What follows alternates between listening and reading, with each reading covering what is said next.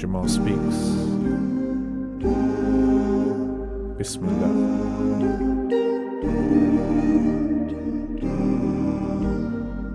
I could hear the despair in the way the stranger knocked. From gentle taps emanated shock waves that rocked their way across the house, fighting waves like a sailor lost, until they found their way a spot at the edge of the canal that allows sounds to visit.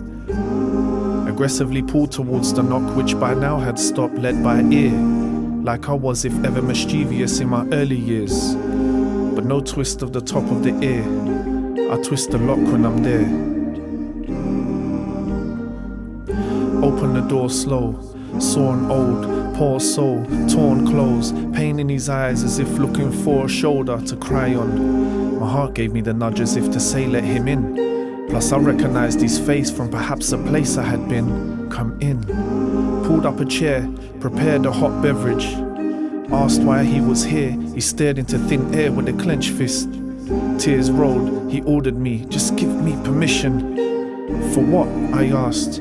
He replied, okay, listen, me and you were so close, though haven't met each other in years. When you were 6, I returned to you only to find your cheeks covered in tears. See, a year earlier you had sent me to be with your father, but when I left your side I became sick. Your father left me broken, you requested I return the night you arrived at age 6. Back with you I spent time recovering, up to around the time you turned 12. Some friends you had become close ones, happy is how you felt. And that's when I knew you'd send me away again, send me to them. I was weak when I left, but knew I'd be back in a week when I went. Your closest friends, but my time stretched between all three. But see, my dear owner, if you only knew what they did to me, if you only knew. I came running back to you, face black and blue, few fractures too, blood from my gashes oozed, pleading don't send me back to them, and that's when you moved. Back by your side I was, but how could I remain? You kept sending me to people that would cause me so much pain. I disappeared for a while, I needed to get away, but you cried for me to return, and so that I did, only to send me away again. But this person, he was a gift. I thank you for sending me to him, he taught me so much. All he did is tell me how much he loved you, watch you grow up. Every day spent with him was a pleasure, until I had to leave, not by choice, as he had become ill. I was hiding in the back when you were at hospital saying your final goodbye. Tears in both our eyes, his eyes rolled back. He died, we died inside.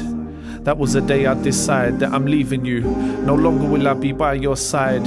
Wandering streets, corners and curbs is where I reside. Concrete pillars were pillows, pitiful was my plight. But I heard you had uttered an Arabic phrase and changed. I wanted to come back, I've travelled for days.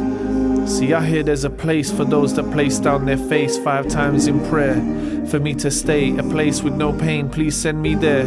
See, you still own me, and I can't go unless you say. So I come here from miles away and beg, please send me away. If I am sent and stay in this place, no more stress, no more time spent with those that value me less. I'm a casualty, just casually dressed. I'm not suited for this, every day is a tragic unraveling mess.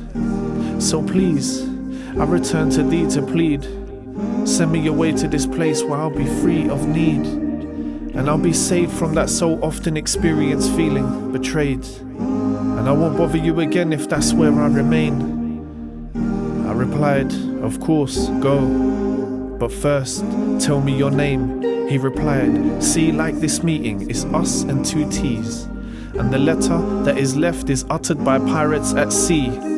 I stood up holding eye contact, made way to the door. He brushed past smiling and said I'm leaving to stay with the Lord. I walked puzzled back to my chair to try figure out his name. Us and 2 T's, and the last letter is uttered by pirates at sea.